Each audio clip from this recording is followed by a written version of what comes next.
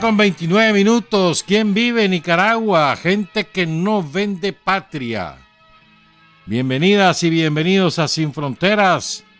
Hoy es 7 de julio de 2023, viernes. A ver cómo nos va. Con Byron Baltodano Sandino y con Carlos Hurtado Ordóñez cuando son las 6 de la mañana con 29 minutos. Sin Fronteras, la revista con William Griggs Vivado. En la primerísima 91.7 y 105.3 FM.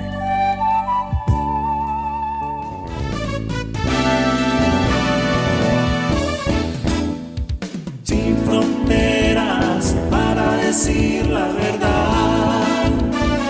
Sin fronteras, trabajar, avanzar, combatir, vencer. Sin fronteras.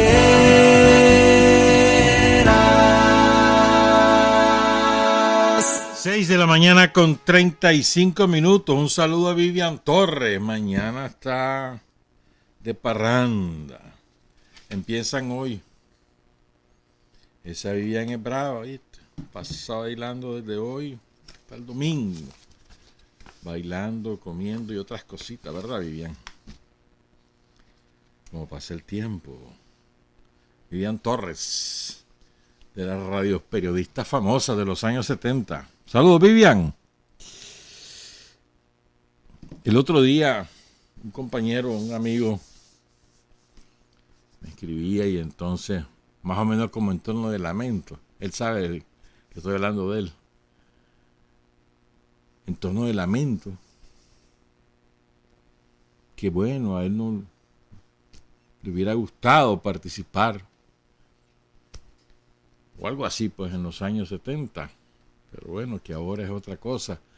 Dándome a entender y como que la revolución se hizo en aquel tiempo.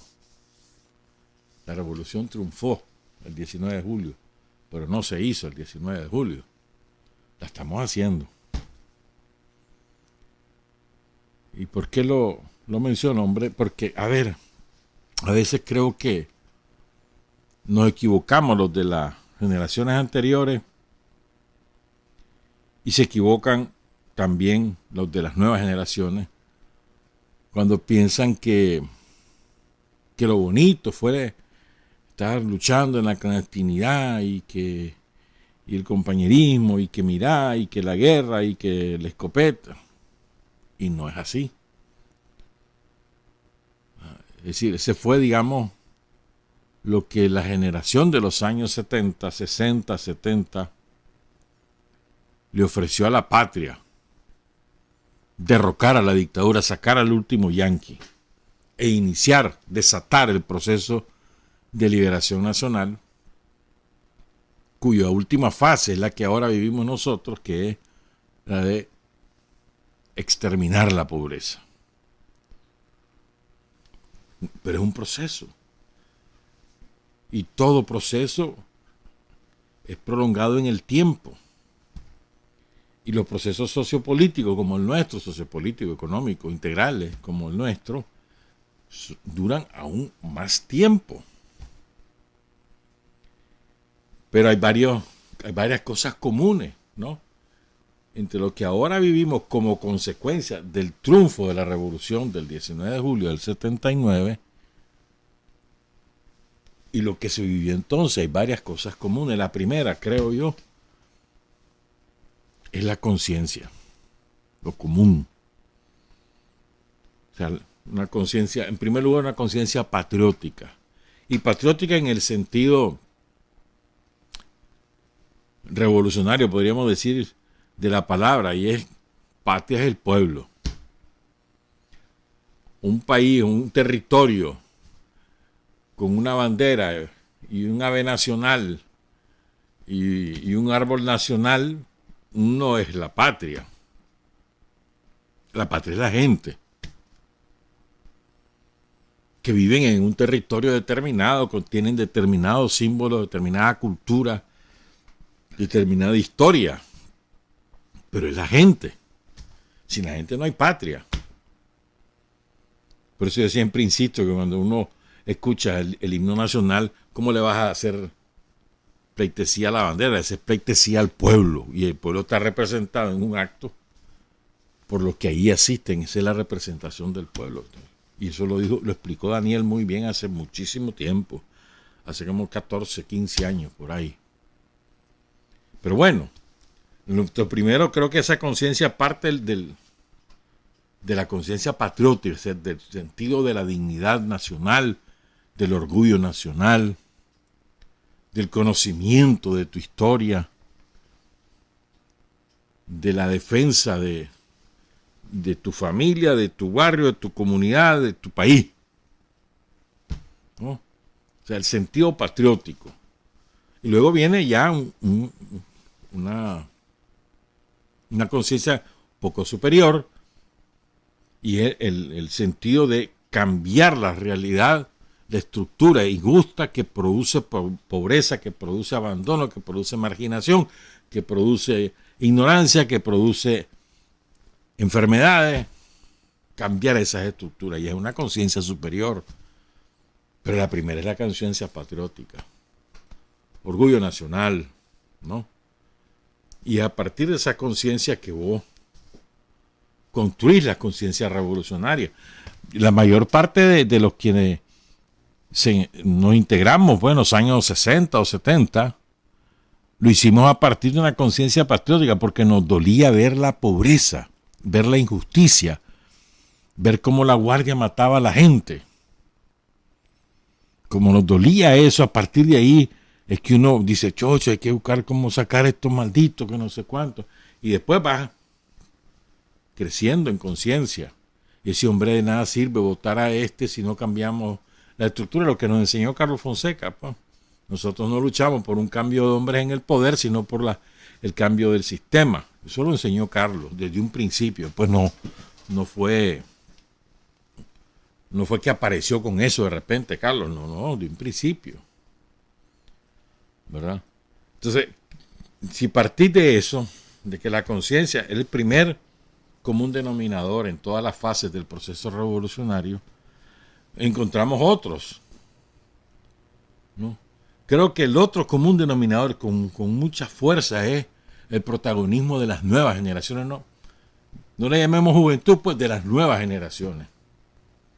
Siempre a lo largo de toda nuestra historia, las nuevas generaciones han sido las productoras de los cambios en Nicaragua.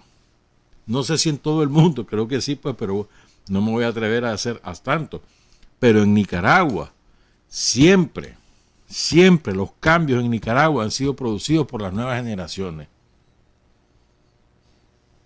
Ocurrió en los años de la Guerra Nacional, ocurrió con Celedón, incluso con Zelaya, ocurrió con Sandino.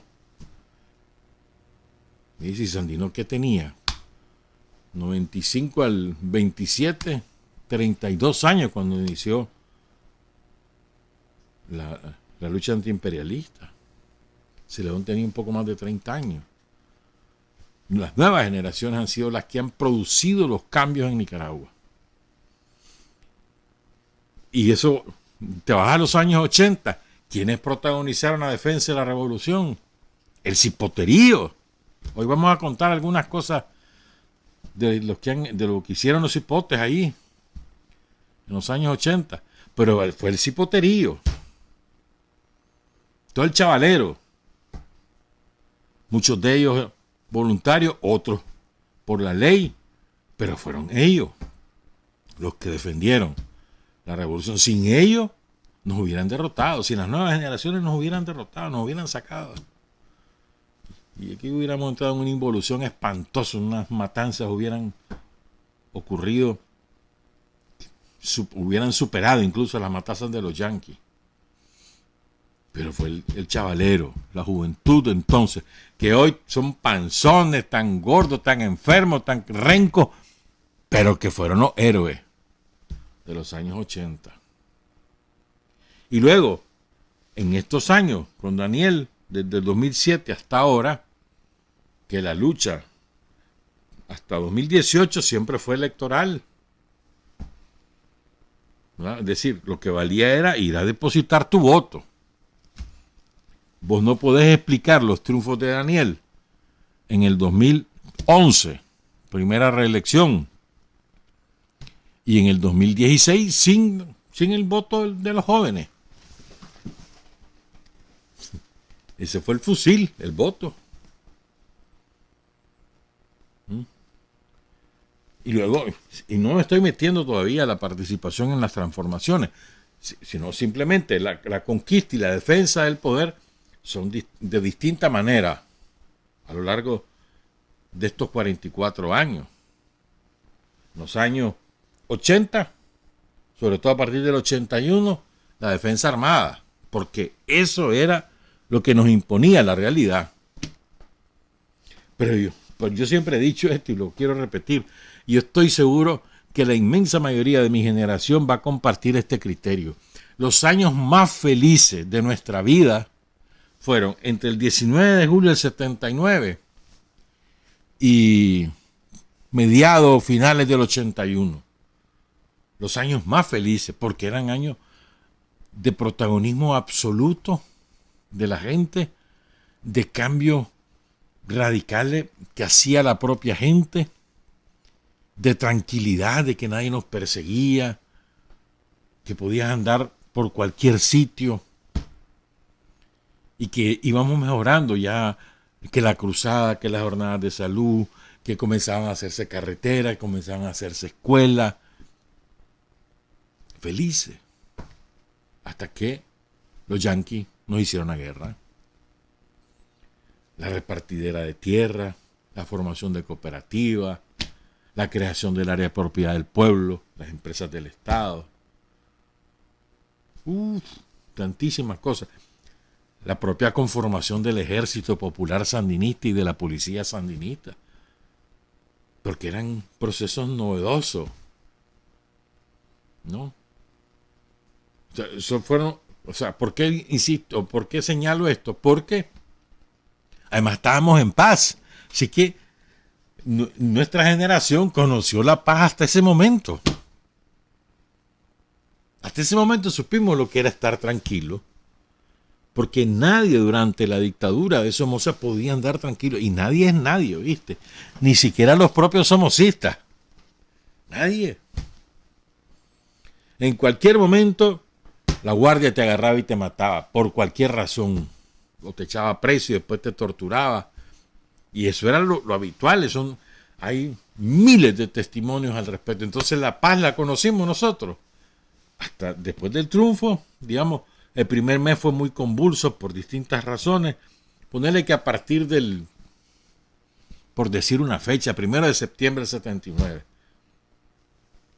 hasta que los yanquis desatan la guerra. Y fue un periodo feliz, pero lo que quiero decir es que ¿qué fue lo que produjo más felicidad? La paz. ¿No? Y el chavalero, todo el mundo participaba en algo. Todo el mundo en algo se metía. Y además era una avidez por aprender. Todo el mundo. Por aprender, por aprender. Y fue entonces, en esos años, es que se forja también el culto que prevalece y ojalá que sea eterno a los caídos. En esos años. Porque todos recordamos a alguien que habíamos perdido. Todos. Un amigo, un familiar, un compañero en la escuadra guerrillera. Todos teníamos a alguien a quien llorar y a quien honrar. Y entonces ahí empezó. O sea, el pueblo rindiéndole culto a sus santos. ¿No? Entonces, ¿cuál era el sentido de la participación de todos? Hombre, los cambios que se iban viviendo, aprendiendo y cambiando, así íbamos. Es lo mismo ahora, pero en otras circunstancias. No tenés que andar con el chopo, aunque ahora hay que estar preparado.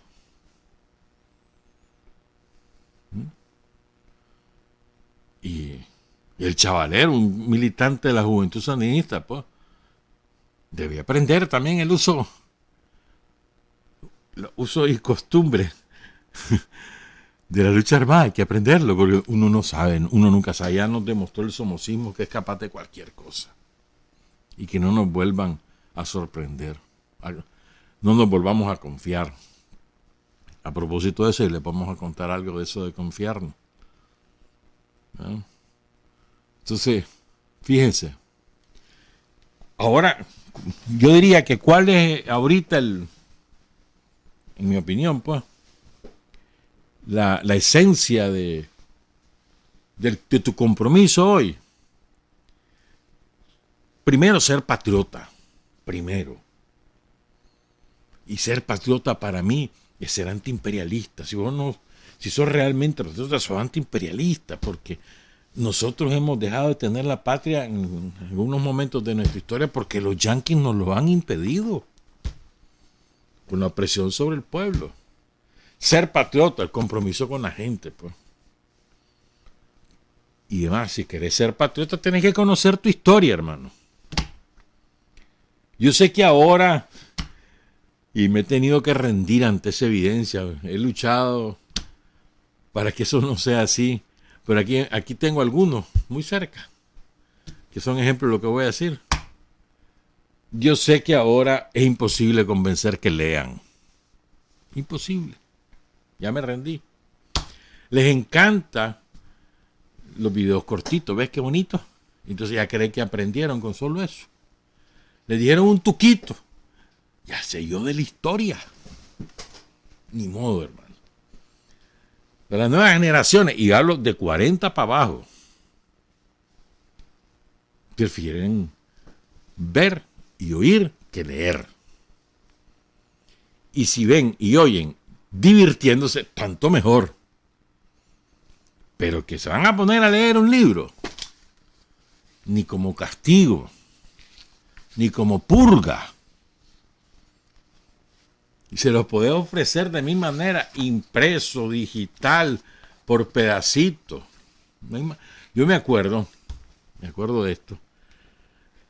En los años 60, bueno, desde los 50, como la gente no tenía, el radio era medio lujoso, el radio se populariza en los años 60, la tenencia de radio, bueno, pero hasta los años 50 no todo el mundo tenía un radio.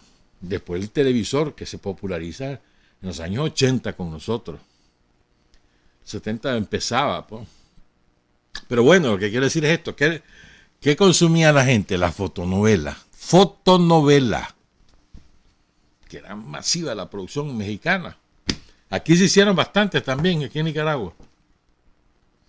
Que era, o sea, hacían como una obra de teatro y había uno o dos fotógrafos tomando fotos de todo. Y después venían y la armaban. Ponían los textos, entonces todo el mundo consumía las fotonovelas. Todo el mundo, me refiero a una arbitraria generalización, pero la fotonovela era. ¿Por qué? Por lo gráfico. En los periódicos, fíjate bien, hasta que desaparecieron, porque ya los periódicos ya no existen. Por lo menos en Nicaragua, ya en muchos lugares van desapareciendo, ¿verdad? En los periódicos, ¿qué es lo primero que leía todo el mundo? La foto, el pie de foto. Y por eso los editores hacían un esfuerzo mayúsculo para enseñar a los redactores de que el pie de foto tenía que ser un pie de foto con mensaje, porque todo el mundo lo primero que leía era la foto.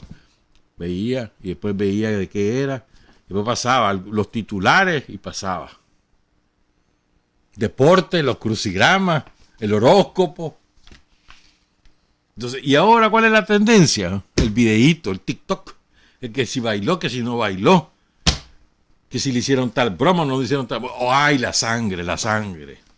¡Qué barbaridad! Mira cómo lo agarran. Mira este accidente, qué horrible. Todo el mundo, la sangre, el morbo. Entonces yo ya me rendí, ni modo, ¿qué voy a hacer? Entonces tenemos que buscar de qué manera nosotros trasladamos los conocimientos de la historia a las nuevas generaciones. Yo no he encontrado la fórmula. Porque cuando hace un video de más de 2 minutos, ya se aburrió el hombre. Está muy largo eso. Y si comienzan a hablar en lenguaje así muy severo, peor todavía. Ahí tenemos que buscar una fórmula. ¿Cuál es? Yo no la conozco. ¿Verdad? Pero sí creo que la condición sine qua non de las nuevas generaciones para incorporarse al proceso revolucionario es la conciencia patriótica. Y esa se forja a partir del compromiso con la gente. Ahí, a partir de ahí, después va escalando. Compromiso con la gente es compromiso con la patria. Compromiso con la patria es compromiso con la soberanía, con la independencia, compromiso antiimperialista. Y ahí podés construir todo lo demás. Pero la revolución en todas sus fases, sus procesos, sus tiempos, siempre hay un lugar para cualquiera. El que quiera participar lo hace de 1000 maneras. Antes, en aquellos años, en la lucha antisomocista, habían pocas maneras de participar. ¿Por qué? Porque lo principal era la lucha armada, pero no todos se querían involucrar en la lucha armada, no todo el mundo. Y yo diría que incluso la minoría daba el paso, era un paso gigantesco. O sea, ¿por qué? Porque ponías en riesgo la vida. ¿Por qué? Porque tenías que dejar a tu familia. Madre, padre, hermanos, hermanas, hijos, hijas, esposa, esposo, novia, novio. Tenías que dejar eso. Renunciar al cine, renunciar al deporte, renunciar a la vida social. O sea, era un enorme sacrificio. Entonces, no todo el mundo. La minoría optaba por el compromiso máximo, que era la lucha armada, es decir, pasar a la clandestinidad o tener funciones en función de la lucha armada. Otros, sí, que tenían la conciencia patriótica, pero iban un escalón menos, alojaban en sus casas a los que andaban en la lucha armada. O les ayudaban como llevando correspondencia de un sitio a otro, o los trasladaban de un sitio a otro. ¿Ya? O participaban en los mítines, iban a las marchas, ayudaban. Tal vez algunos pasaban, daban otro pasito y andaban regalando volantes, que ya era un riesgo, o haciendo pintas. ¿Sí? O simplemente le daban sus chambulines, si trabajaban, le daban sus chambulines a alguien que sabían que andaba en la lucha y le daban sus chambulines para que se ayudara, o para la lucha. Así era. Pero no eran tantas las maneras de contribuir como ahora. Ahora tenés un universo gigantesco y siempre lo haces además a partir de tu realización personal. No tenés que renunciar a eso. Esa es, digamos, la gran ofrenda que hace las generaciones de los años 60 y 70, que vos puedas realizar tu vida ayudando a transformar la realidad sin necesidad de renunciar a lo que vos querés hacer. Antes sí tenías que renunciar. Siempre, por ejemplo, pienso en Juan José Quesada, que era un magnífico karateca, ¿no? O en Pomare, que era beisbolista, que tuvieron que renunciar a eso porque su compromiso con la patria era superior a su propia realización personal. Ahora no es así. Vos podés realizarte como persona en lo que te dé la gana. Vos querés ser dibujante, pues sos dibujante. Vos querés ser arquitecto, pues sos arquitecto. Vos querés ser técnico en computación, pues lo sos. O como el chavalito de Chinantega, genial me parece. Un chavalo como de 14 años, que su sueño es tener un lavacarro. Ella anda lavando carros a domicilio, ese es su sueño. Perfecto.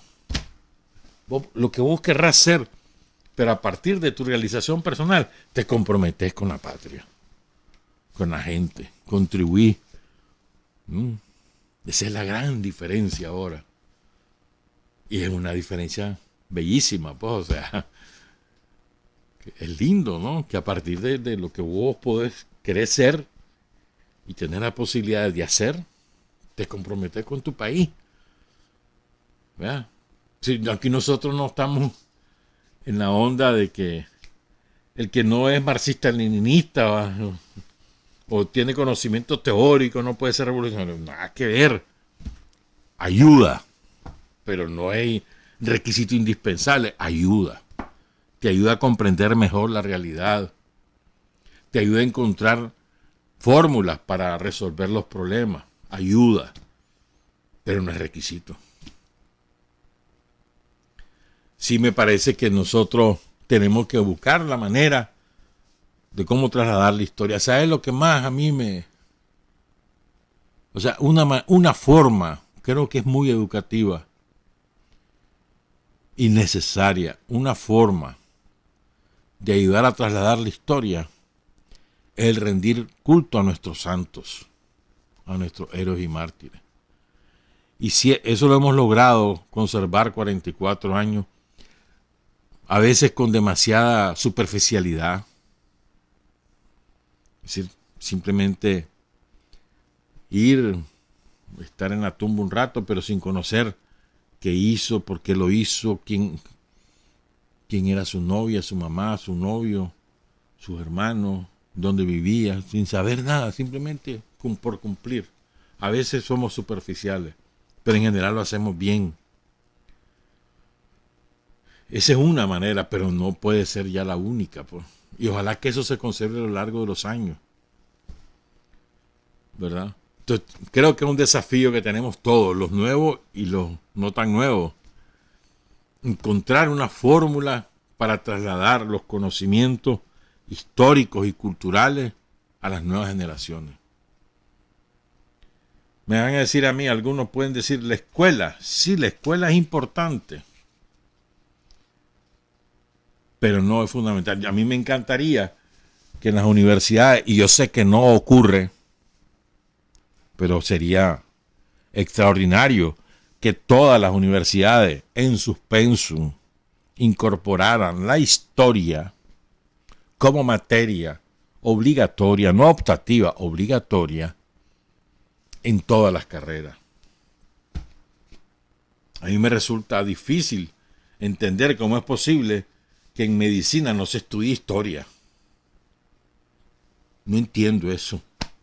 ¿Cómo no van a estudiar la historia de su país? Y no la estudian. Es optativa algunas veces. Charla, eso no puede ser así. O la geografía incluso. A los médicos los mandan en servicio social a cualquier lado y ni siquiera saben dónde van porque ni la geografía de su país conoce. ¿Cómo es posible? Las universidades ayudarían mucho. Pero no sé por qué ondas andan. Ahora dicen que es que hay que hacer la enseñanza, me han dicho, pues. ¿Cómo fue lo práctico? Más lo práctico que lo... La historia es sin historia no sos nada, hermano. Por eso se cometen los errores.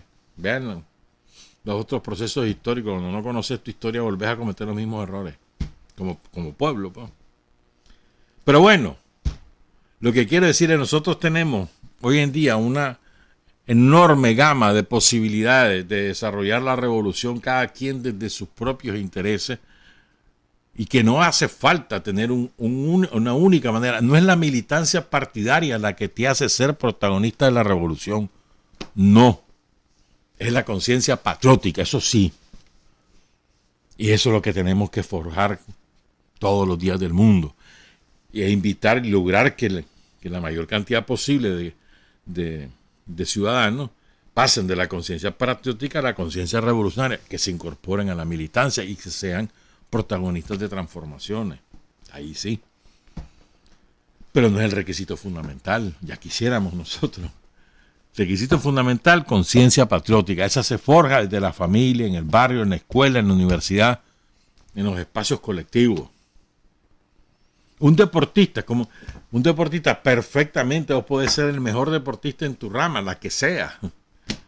Y a partir de ahí, forjar conciencia revolucionaria, pero vos realizándote como individuo, que me parece a mí que es una maravilla, que a veces no la sabemos apreciar. Y esa obra de la revolución, esa obra de las generaciones que derrocaron a Somoza, que derrotaron a los yanquis en los años 80, es entregarle la posibilidad a las nuevas generaciones de realizarse personalmente y que eso no implique la renuncia a nada y que no te obliga a hacer nada, sino simplemente realizarte. A mí me parece que eso es una maravilla y no lo sabemos apreciar. No lo sabemos apreciar. Y en esos términos vamos a ofrecer varias cosas en la segunda parte del programa, empezando por hablar un poco de una persona que ejemplar en lo que hemos hablado ahorita, que es el Sir Walter Mendoza Martínez. Pero no solo él, también Fran Toruño, también todos los héroes y mártires, pues, pero que en especial queremos hablar de ellos. Regresamos, son las 7:05. Hay hombres que luchan un día y son buenos. Hay hombres que luchan un año y son mejores. Pero hay hombres que luchan toda la vida. Esos son los imprescindibles. Las 7:10, felicidades a los leoneses. Están celebrando la liberación de la 21 y el comando. Qué cosa más espantosa la que vivieron los leoneses ahí, ¿verdad? Oigan esto. Este soy yo, Mercedes Andrés Maradiaga, uno de los compañeros que nos tomamos el comando de la 21 y el comando. Aquí estoy presente yo, Mercedes Andrés Maradiaga. Siempre dispuesto para defender nuestro gobierno, nuestro presidente Daniel Ortega Saavedra. Estoy dispuesto para cualquier misión. Estamos celebrando la toma del Fortín, hoy 7 de julio, que fue la toma del Fortín. ¿Cómo fue su participación en la toma del Fortín? Combatiendo a los enemigos, hermano. Entré con una 30 a tomarnos el Fortín. Fui uno de los primeros que entré en el Fortín. Honor y gloria a nuestros héroes y combatientes que estamos siempre dispuestos para cualquier cosa, cualquier misión. Estamos claros. Ese compañero se llama Mercedes y es uno de los primeros que entró ahí, además es subtiabeño, de los que entró ahí a la 21, una vez que derrotan a la Guardia. Mercedes Andrés Maradiaga, subtiabeño. Ayer estaban en Sutiaba haciendo la vigilia, bonito, un acto cultural ahí, con una obra de teatro, la gente riéndose. Eso es.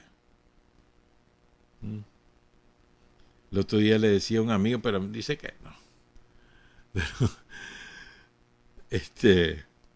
para el 17, para el 18, para el 17 el día de las piñatas, para el chavalero, está bueno eso. Además eso se armó esa tradición desde los 80.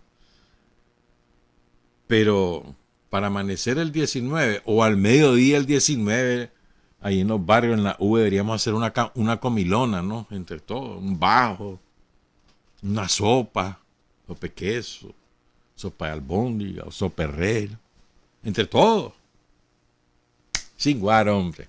Solo Carlos Hurtado anda detrás de cada botella. ¿Ah? Y el otro, aquel amigo, aquel que nos mandó, se anda detrás de la verde. ¿Ah? Pero no, hombre, una comida. Y a bailar, a celebrar. Si es de felicidad haber sacado a ese maldito yanqui del poder y con todo lo que eso significa. Pero bueno, felicidades después a los leoneses. Yo quiero hablar de René, Rolando, Samuel, Ernesto, el 101. Walter Mendoza, quien yo tuve el privilegio de conocer. Estudiamos juntos. Estoy en el frente por él. Soy periodista por él. Él quería ser periodista. Y entonces no quería estar en la escuela de periodismo sin conocido. Entonces me dijo, estudia periodismo, hombre, no sé cuánto. Entonces, ahí agarré vara yo. Pero yo quería ser maestro. Toda mi vida quise ser maestro. Ni modo, no se pudo. Entonces, fíjate que Walter, vos veías a Walter Mendoza, un flaquito, blanco, todo desgarbado, caminaba siempre rápido, siempre andaba apurado. Pero vos veías a Walter y jamás pensabas que era un dirigente del frente, no se te ocurría.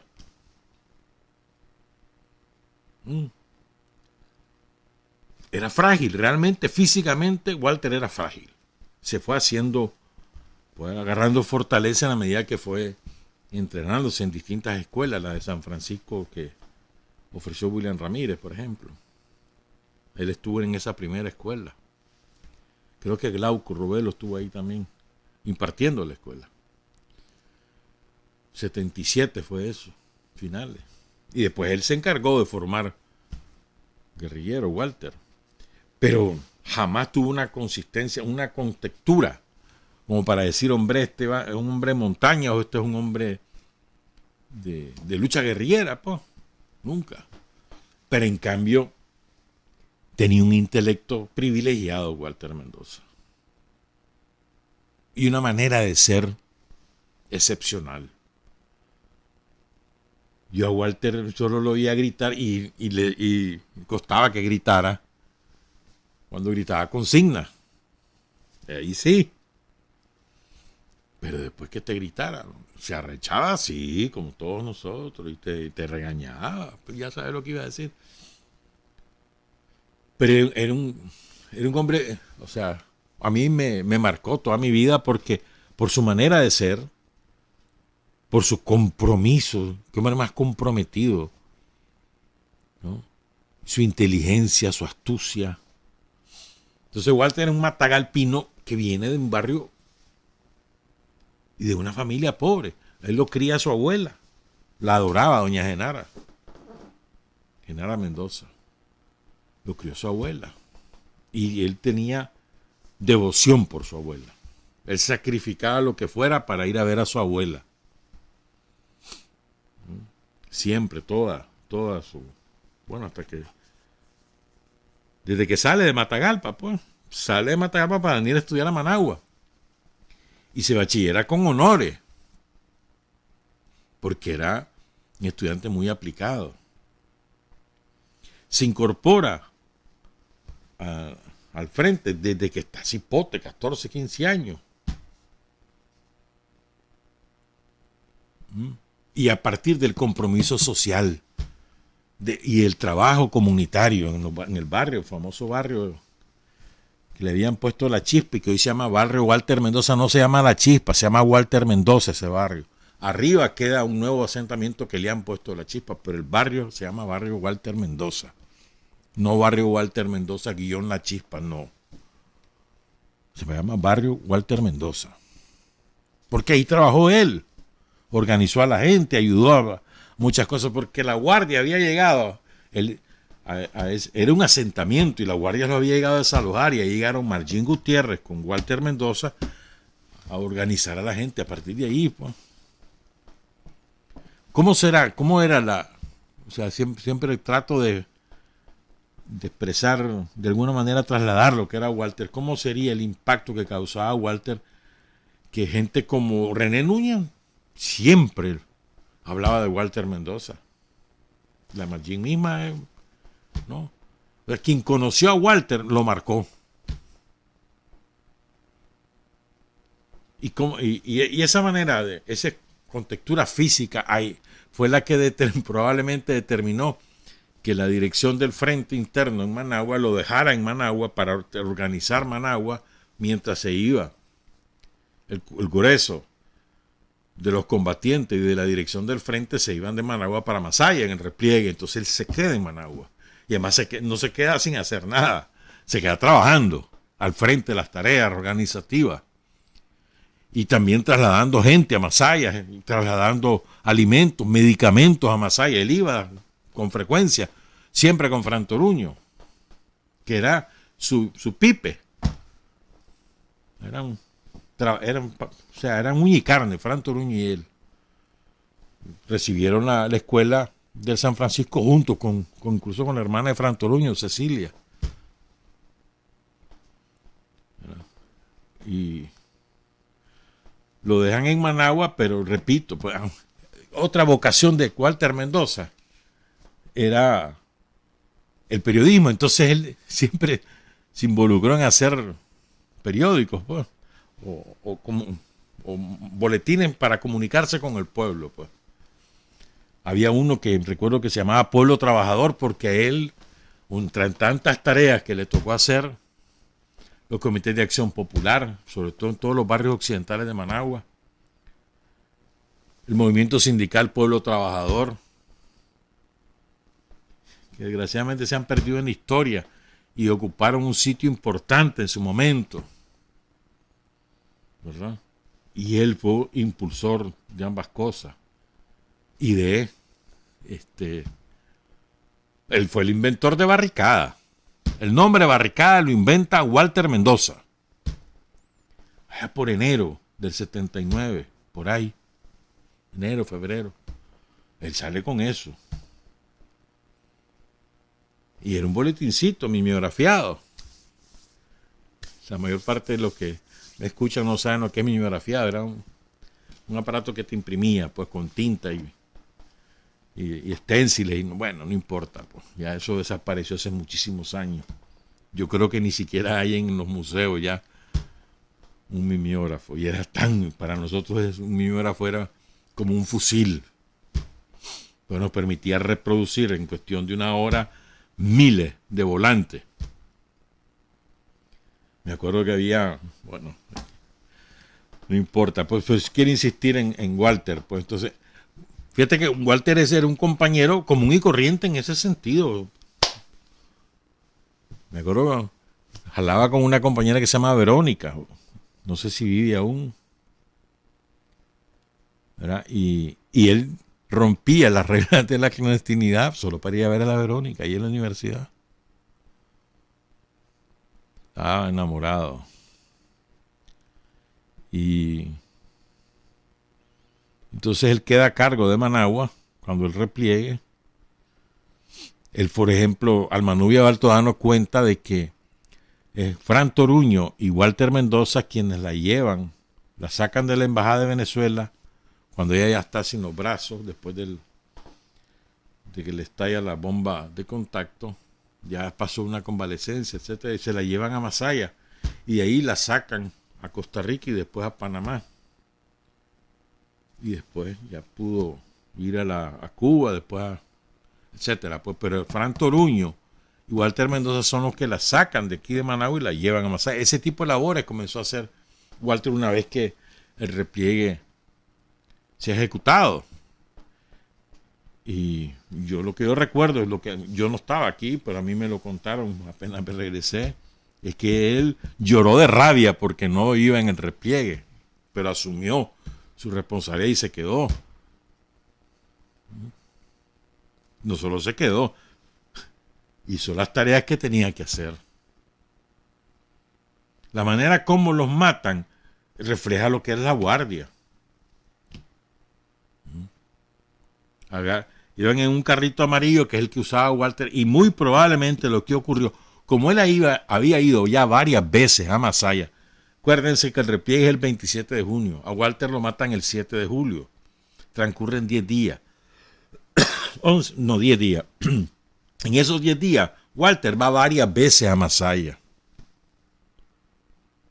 Probablemente, lo que muchos compañeros de la época a mí me contaron es que a Walter lo denuncia alguno de los orejas de la universidad que estaban ya en los barrios, incluso con nombre y apellido me lo dieron, que probablemente ellos son los que le pasan el dato a la guardia, la placa, el carro, y la guardia lo agarra ahí por la barranca en Masaya antes de ingresar a Masaya,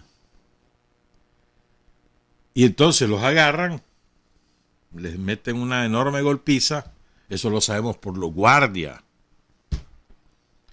porque algunos guardias desertan o son capturados y contaron a lo largo de como un año, 2 años, en aquellos famosos tribunales antisomocistas, y en los interrogatorios comenzaron a soltar las chanchadas que hacían, las atrocidades que hicieron. Entonces los agarran, va manejando, que yo recuerdo, el testimonio que conozco es que Fran va manejando. Que te repito, Fran Toruño no era un compañero más, ¿no?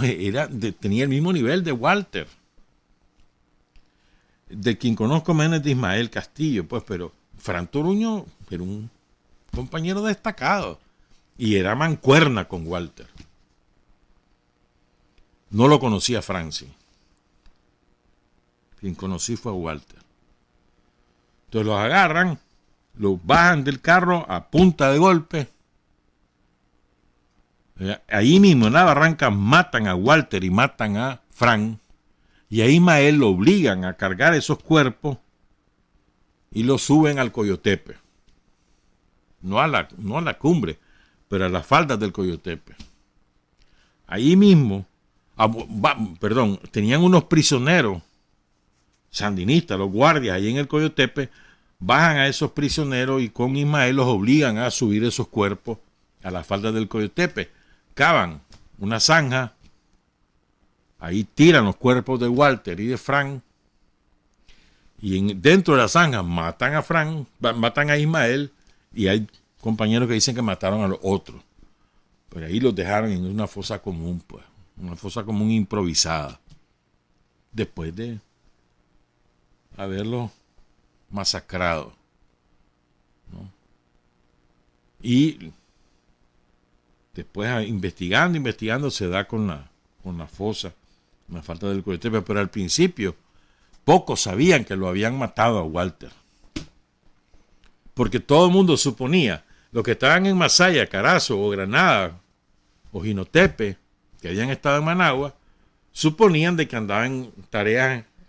Si estabas en Jinotepe, que estabas en Managua. Si estabas en Masaya, que estabas en Granada. O sea, todo el mundo suponía que andaba en otro lado, Walter. Pocos se dieron cuenta en el mismo día o los días posteriores que a Walter y a Fran Toruño y a Ismael Castillo los habían matado. Y después, cuando eso comenzó a saberse, fue un gran golpe de la época, porque Walter era muy querido, muy apreciado. Un hombre de toda la confianza de William Ramírez, de Carlos Arroyo, de Bayardo Arce. Comienza su militancia con Margín Gutiérrez, allá en Matagalpa, con Fabio Martínez. Y en la Juventud Cristiana, ese fue el mandato que recibieron, organizar la Juventud Cristiana. Después tuvieron que embuzonarse cuando capturan a René Núñez. En diciembre del 74, y ya después poco a poco se reencuentran con el frente, pues, pero después de embuzonarse un rato para congelarse porque se habían quemado. Walter Mendoza, un extraordinario compañero. No es de gratis que la Academia de la Policía lleve ese nombre, porque además muchos de esos compañeros de la escuadra guerrillera que estaban en Masaya, que habían estado en Managua, fueron parte de los primeros policías. Y fueron ellos los que le pusieron a la escuela de entrenamiento donde estaban, los que le pusieron ese nombre, Walter Mendoza. Celso Walter Mendoza Martínez. No podés entender lo que fue Walter sin su abuela, Genara Mendoza, que fue clave en su desarrollo, en su manera de pensar, en su manera de ser, en su formación. Genara Mendoza y Walter Mendoza. Honor y gloria. Y hacemos todo el esfuerzo para no decepcionar a Walter. Como William Díaz Romero, que es otro compañero que para mí es muy importante. Los compañeros que uno conoce, pues, entonces te comprometes con su memoria. Quiero leer este testimonio, porque yo les decía, son las 7:28, yo les decía hace rato, en la primera parte, que era imposible estar seguro durante la dictadura somocista, y algunas veces hay compañeros que piensan que uno exagera. Entonces les voy a contar esto. Eso lo contó una compañera aquí en la radio. No, ella no dio su nombre. Aquí en la radio, hace como 24, 25 años, este testimonio que les voy a leer. Es corto. En aquel momento ella ya debe haber fallecido porque en aquel momento ella tenía 60 años, dijo ella. 62. Y quiero que lo escuchen porque además habla de algunos compañeros que también fueron muy destacados en aquella época. Dice, les habla una vieja de 62 años. Hoy decir 62 ya no son viejos, ¿verdad? Me doy por aludido. Les habla una vieja de 62 años. Inicié mi carrera en el Frente Sandinista con Enrique Lorente, José Ángel Benavides, Álvaro Centeno, con todos aquellos chavalos de la colonia Nicaragua, con Patricio Lorente Ruiz, que todavía está vivo. Recuerdo aquellos chavalos de la Nicaragua. No sé si ustedes saben esto. Hay un callejón que se llama el Callejón del Desconocido. Pues en ese callejón yo tuve 5 hijos, una mujer y 4 varones. Todos mis hijos pertenecían a la lucha. Eran estudiantes del Instituto Ramírez Goyena. Y entonces, cuando estábamos en la lucha con Carlos Matamoros, otro chaval invencible, cuando estábamos en aquella gran ofensiva de la Guardia en la colonia Nicaragua, que andaban aquellos salvadoreños del Condeca, ahí chaparreamos a uno. Cuando la Guardia iba a tomarse la Nicaragua, entonces nosotros, ella y sus hijos, caminamos al fondo hacia la avenida Río Seco. Y ahí nos paramos. Oigan esto ahora. Venía un chavalo como de unos 10 años, con un tarro en las manos y un billete. Un chavalo como de 10 años caminando en su colonia, o bueno, en una colonia de Managua, a lo mejor era de un barrio vecino, iba con un tarro y un billete. 10 años, repito. No recuerdo el billete, dice la compañera, pero todavía existen los pedacitos de ese billete. Entonces, a este chavalo lo agarró la Guardia. Y yo estaba con mis hijos y 8 chavalos más escondidos en unos matorrales de aquella flor blanca que huele, que muchos le ponen a los muertos, pero no me acuerdo cómo se llama.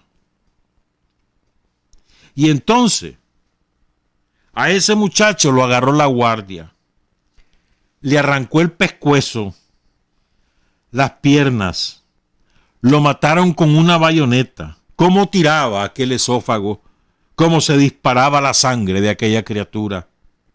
Y nosotros viendo, y nosotros sabíamos que íbamos a morir también, porque eran unos bestias. Pero yo no sé qué hubo atrás de ellos, que ellos regresan a agarrar aquí para el lado de Rubenia. Y nosotros pudimos correr más adelante y capearnos. Después regresamos. Recogimos a ese niño en un saco, los pedazos del niño, los brazos, las piernas, los pedazos del niño. Hicimos un hoyo y ahí lo enterramos. Y desde entonces se llama Callejón del Desconocido. Ese niño ahí quedó. Nunca se supo quién fue. Su nombre, su mamá, su papá, su hermano. Jamás se supo. Y se quejaba la compañera, ¿no? En aquel tiempo, esto fue 98, 99. Yo poco oigo esas anécdotas. Aquellos chavalos, aquel José Ángel Benavides, cuando cubría la retirada allá en Rubenia, y la tanqueta lo desbarató, y salieron tucos de brazos por todos lados, la cabeza. Todos esos son héroes. Todos esos chavalos que tanto sufrieron en esa colonia Nicaragua, las torturas de la Guardia. Yo me acuerdo del Macho Negro. Alberto Gutiérrez, si mal no recuerdo, se llamaba maldito. El Macho Negro. Tipo alto, recio. Había sido escolta de Somoza. Repito, yo me acuerdo del Macho Negro. Oigan esto. Cómo les daba en la rabadilla a los chavalos con la culata de un arma y ahí los dejaba inválidos, arrastrándose aquellos chavalos. Eso era terrible. Toda esa gente que sufrió cuando el repliegue, Ronald y aquel Carlos Matamoros. Ronald, que dice aquí la compañera que se llamaba... Bueno, después encuentro el apellido. Ronald y aquel Carlos Matamoros que lo llevaron guindado con las tripas de fuera, de arrastras hacia el hospital de Masaya, y miles de chavalos. Y luego otra compañera que se llama Ana López dice: le llamo recordando a los chavalos que cayeron en la insurrección. Aquí, en las Américas, 2, viejo José Benito Escobar, allá detrás de las Mercedes. Aquí teníamos 3 compañeros que la guardia los venía siguiendo y se metieron a un manjol, los pobrecitos, para poder sobrevivir. 3 chavalos. Pero un pastor evangélico los denunció y ahí, debajo del puente, la guardia los asesinó. 3 compañeros, el 11 de junio de 1979, Jimmy González, José Gregorio Alemán y otro no le sabemos el apellido porque no vivía en las Américas 2, como se llamaba antes. ¿Viste? Los chavalos se van corriendo la guardia y para poder sobrevivir se meten a un manjol. Vos sabes lo que es eso, ¿verdad? Meterte en un manjol, con lo que eso significa. O sea, como desesperación para salvar tu vida, te metes a un manjol. Claro, además hay que ser delgadito y chavalo para poder entrar ahí. Y un pastor denunció que ahí estaban. Los sacaron a los 3 y los mataron. Esa era la guardia. No se nos olvide, esa era la guardia. Son las 7:36 y ahora yo quiero primero agradecer y segundo voy a compartir con usted este testimonio que a mí me parece oportuno y además también nos da otra dimensión de la lucha. Desde los años 80. Quiero agradecer a los compañeros Roger Sobalbarro Arauz, Jairo José Alvarado Ramírez el Charral, Eric René Barrio el Iquito y Noel Orlando Rodríguez Chocolate. Estos 4 compañeros elaboraron este testimonio. Y la desgracia, ¿verdad? Es que como murieron tantos y tantos, ni siquiera tenemos los nombres de todos los caídos en este evento que les voy a contar. Todos estos compañeros pertenecen, ¿verdad?, o trabajan con la Fundación Cachorros de Sandino del BLI Ramón Raudales, cuyo presidente es Roger Sobalbarro. Tienen un lema, esta fundación muy, muy bonito. Reafirmamos nuestro juramento de nunca claudicar, de resistir y vencer. Nunca claudicar, resistir y vencer. ¿Verdad? Entonces, fíjense, para 1987, 23 de marzo, los fundadores del BLI, Ramón Raudales, el contingente fundador, es desmovilizado porque ha cumplido su servicio.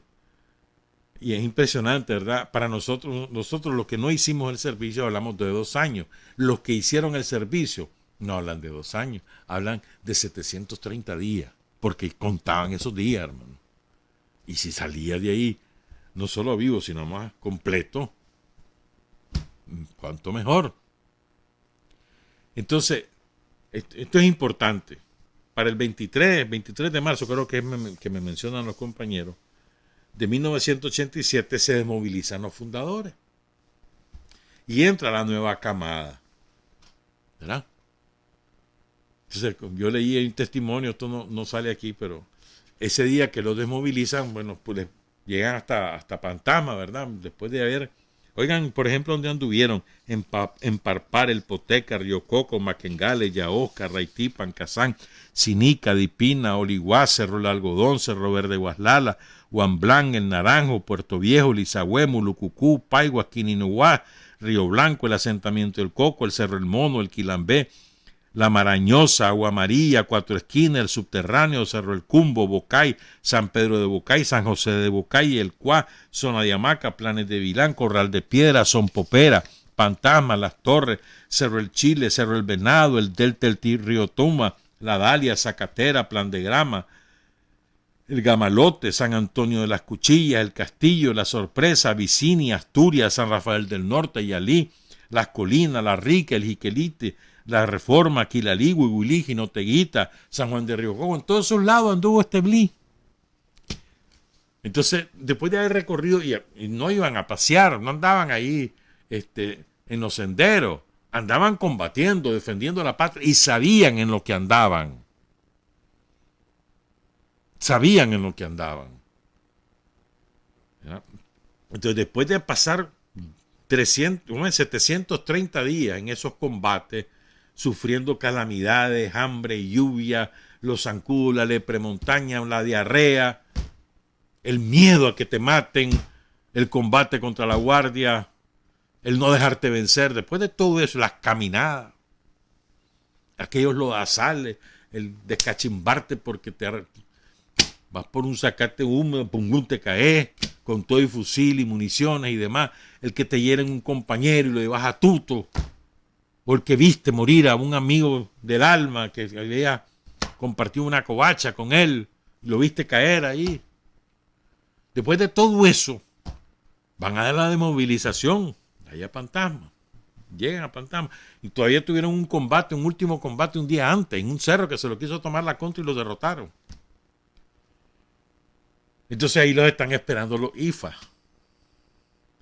¿Verdad? Y el compañero del ejército que los recibe, el Ejército Popular Sandinista, dice, bueno, los cumplidores, móntense al camión y les dan un certificado, algunos no, pero la mayoría sí, y se los llevan a un caserío ahí, creo que se llama Pueblo Nuevo, cerca de Asturias.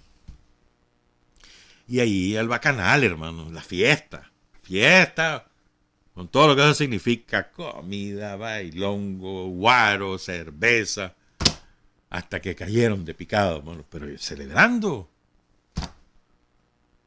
¿Ah? Y la despedida entre ellos y la despedida también cuando ven al chavalero, bueno, ellos se montan los IFA para regresarse, pero los IFA se habían bajado los nuevos.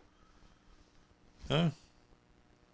Y entonces los chavalos son nuevecitos, porque acaban de salir de la escuela de Mulucucú y demás. Van con algunos permanentes del ejército, obviamente. Y además cambian de jefe en el BRI. Esto es importante, por eso es que queremos hablar de esto. Cambian de jefe en el BRI Ramón Raudales. Entonces, bajan, pues ya se vienen para Managua o para donde les tocaba ir, porque no eran solo de Managua. Y ahora vamos con el relato, pues. El relato escrito por Roberto Alvarado Arauz, pero que contó con el testimonio de Jairo José Alvarado Ramírez Charral, Eric René Barrios Eriquito y Noel Orlando Rodríguez Chocolate. Los cachorros del heroico BRI Ramón Raudales continuaban la lucha contra la agresión norteamericana y sus secuaces. 2 meses antes, el 23 de marzo, los cachorros del contingente fundador habíamos sido desmovilizados, quedando unos pocos del segundo contingente, 86-88, llegando además otro contingente nuevo, y el 12 de junio reciben un nuevo contingente para completar la plantilla del BRI, reestructurándose nuevamente las 5 compañías. O sea, un BRI tenía 5 compañías. ¿Verdad? Entonces, ya se queda conformado completo el BRI, después que se habían desmovilizado la primera generación. Entonces queda parte de la segunda generación, llega un contingente nuevo y se completa ya el 12 de junio del 87 y quedan ya las 5 compañías. Esto es importante para que entendamos lo que pasó.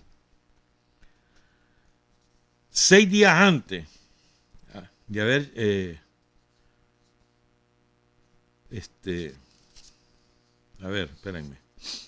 6 días antes asume la dirección del BLI Ramón Raudales, uno que hoy es un maldito traidor cobarde. No voy a dar el nombre. Tal vez al final.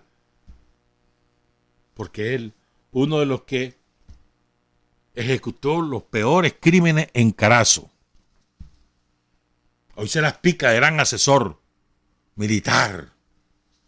Cobarde. Van a entender por qué lo decimos. No es de gratis. Entonces asume ese individuo. La quinta compañía queda a cargo del teniente Humberto López. Esta compañía operaba en el sector del Caño La Cruz, jurisdicción del municipio El Cuá. En aquel tiempo era el Cuá Bocay. Después fue que se separaron. Y que el Caño La Cruz quedaba entre San José de Bocay y el Quilambé, el majestuoso Quilambé. Entonces van en persecución de una columna de más o menos 100 guardias. Van persiguiéndolo. Cada compañía tenía su jefe de inteligencia, de contrainteligencia. El teniente 480 era el jefe de esta quinta compañía de la inteligencia. Entonces este compañero, que era un teniente, recibe un dato de un campesino que le dice que en la zona andan un montón de guardias del Jorge Salazar y que estaban esperando que llegaran helicópteros o aviones a reabastecerlo, porque ese era un método que usaba Estados Unidos. En determinadas zonas de las montañas de la Jinotega y de Matagalpa, abastecía con aviones, avionetas o helicópteros, a ese nivel, que salían de Honduras o del aeropuerto de El Salvador. Que no hay que olvidar que el ejército salvadoreño tuvo una participación muy importante en la represión, en la insurrección final y también en el abastecimiento de los contras. Bueno, entonces el teniente 480 recibe esa información del campesino. Mire, ahí andan un montón de guardias, están esperando que lo reabastezcan, que le llegue comida, armas, municiones. Y están esperando que llegue un helicóptero o un avión. Entonces, el teniente a cargo de la inteligencia recibe el dato y se lo informa al jefe de la compañía, al teniente Humberto López. Mire, está pasando esto, busquemos qué hacer. Entonces la idea que propone el teniente López es coordinar con las otras compañías del BLI para rodear a los contras y quebrarlos. Entonces incluso dice el testimonio de estos compañeros que había mucho silencio allí. Esa es una zona montañosa, ya no es tanto, pero era una zona montañosa y selvática. Había mucho silencio. Y en la selva no es normal el silencio. Silencio en la selva es presencia de fieras salvajes o de seres humanos. Silencio en la selva, segurísimo. Si no, está la bulla de todos los pájaros, los grillos, no sé qué, no sé cuánto. Los monos. ¿Verdad? Entonces le dice el jefe de la inteligencia, el teniente 480, le dice a López, mira, disparemos unos morteros para ver.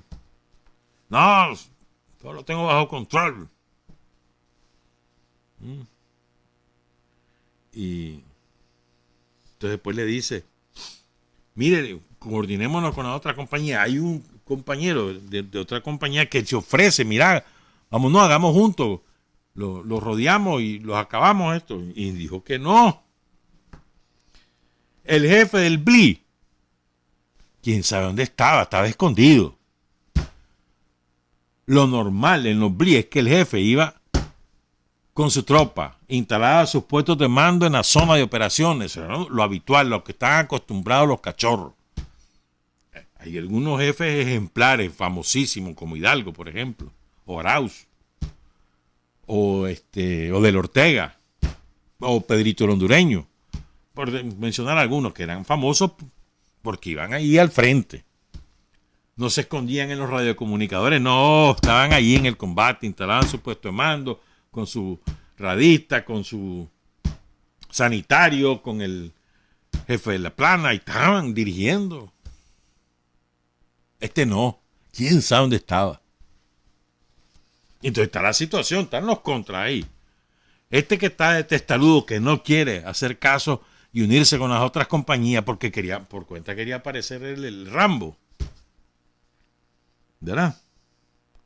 Y eso que todos se dan cuenta, las otras compañías le comienzan a dar la información y todos le insisten al teniente, eso dependía de él. Como el jefe estaba desaparecido, el jefe del BLI, entonces dependía de la coordinación entre ellos, pues no había un jefe que le ordenara al de la quinta compañía que hiciera caso, porque el jefe estaba escondido, el jefe del BLI. ¿Ya? Entonces, de la quinta compañía, desoye los consejos, la sugerencia y la oferta de los otros jefes de compañía y se va solo. Él quería ser Rambo. Y te repito, el jefe del BLI escondido. Entonces resulta que no eran 100 los que habían ya, sino que como habían llegado a distintos puntos, habían como 500 contras ahí. Ellos también tenían su inteligencia y se dan cuenta de que vienen los del BLI, los del Ramón Raudales. Bueno, para ellos éramos los piricuacos, ¿verdad? Y entonces, uno de los que narra es Jairo José Alvarado Ramírez, el Charral. El Charral dice que el jefe de la tercera compañía le insistía una y otra vez a López que lo hicieran juntos, que juntos lo acababan, las dos compañías los acababan, pero no quiso, pues. Fueron jefes de ese BLI, Pedrito el Hondureño, Víctor Manuel Gallego, el José Benito Arau, que fue un gran militar, capitán, chaval invencible, dice el testimonio. ¿Verdad? Fue también jefe de ese BLI el capitán Zelaya, Alberto Zelaya. Y estos siempre estuvieron ahí con ellos, con chavaleros, dirigiendo mi combate en el territorio.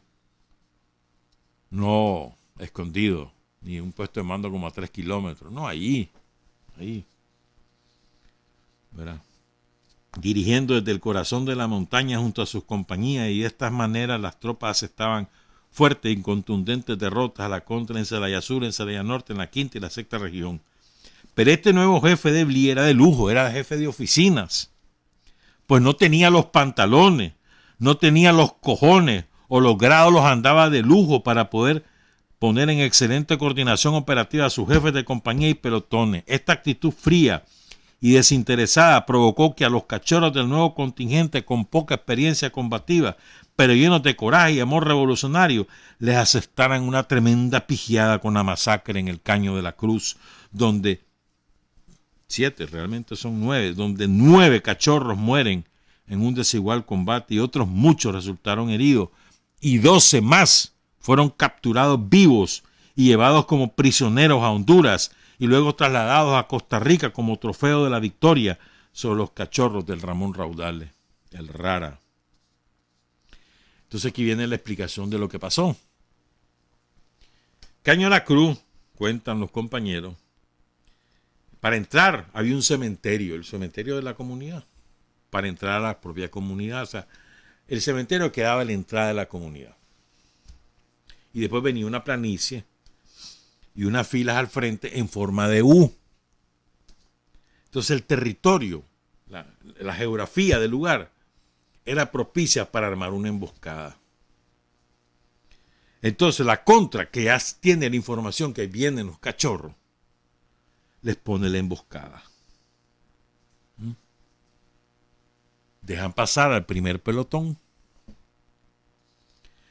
Y cuando empieza a entrar el segundo pelotón, la primera escuadra, abren fuego. Granada, ametralladora M60, fusilería. Entonces las otras dos escuadras, cuando empieza el tiroteo, pues se quedan atrás.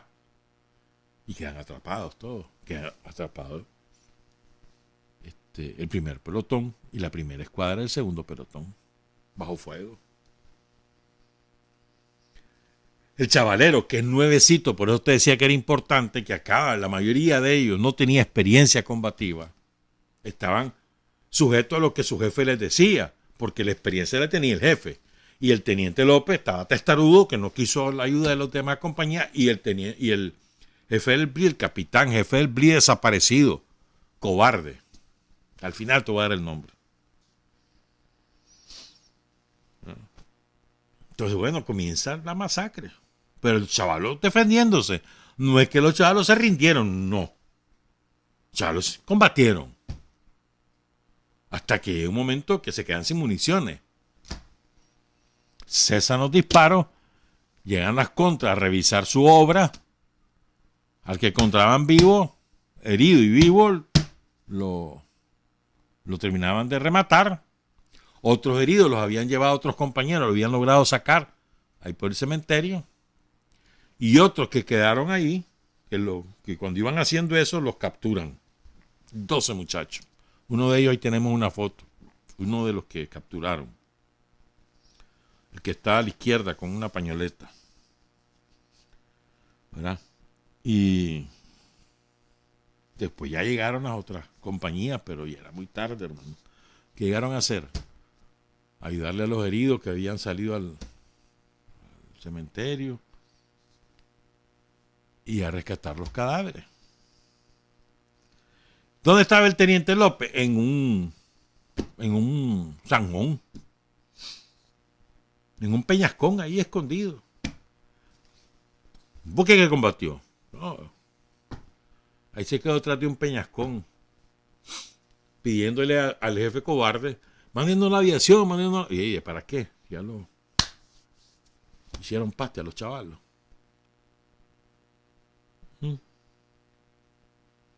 Después del mediodía llegó la tercera compañía, imagínate.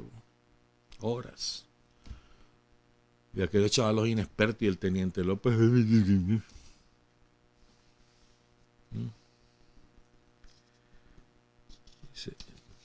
Durante la emboscada, el tercer pelotón, sin nadie que lo guiara en el combate, buscó refugio por una casita donde había un hermoso árbol de jícaro. Mientras el jefe de la compañía, de manera cobarde, se refugió detrás de un peñascón para no ser alcanzado por las balas de los asesinos de la contra, dejando solo a los cachorros a su suerte. Fue incapaz de apoyarlos con las piezas como el mortero 80 milímetros, ni la AGS-17, la famosa araña, que estoy seguro hubieran desarticulado a los guardias asesinos.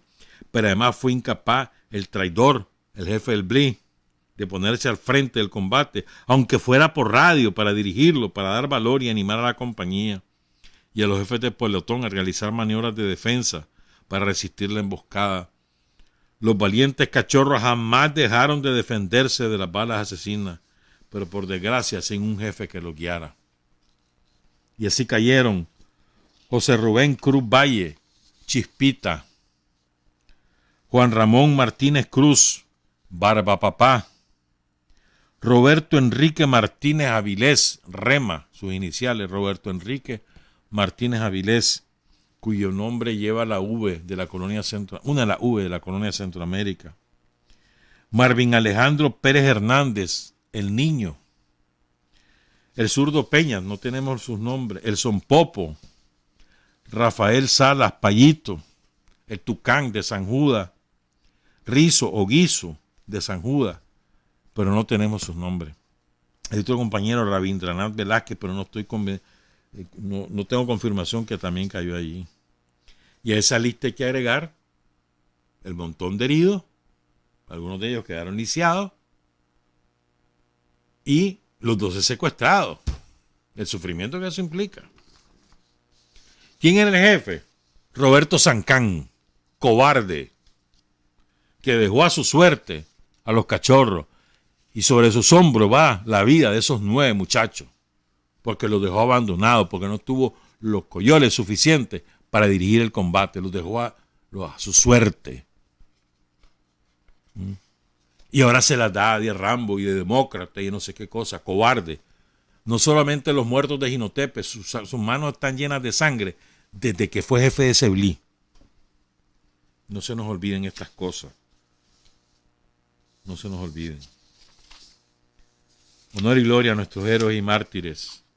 qué bonito lo que hacen los compañeros del Ramón Raudales. Ahí les hemos presentado algunas fotos, porque ellos honran a sus muertos año con año. Recuerdan a los del Caño de la Cruz, recuerdan a otros compañeros, y van a sus tumbas, limpian sus tumbas.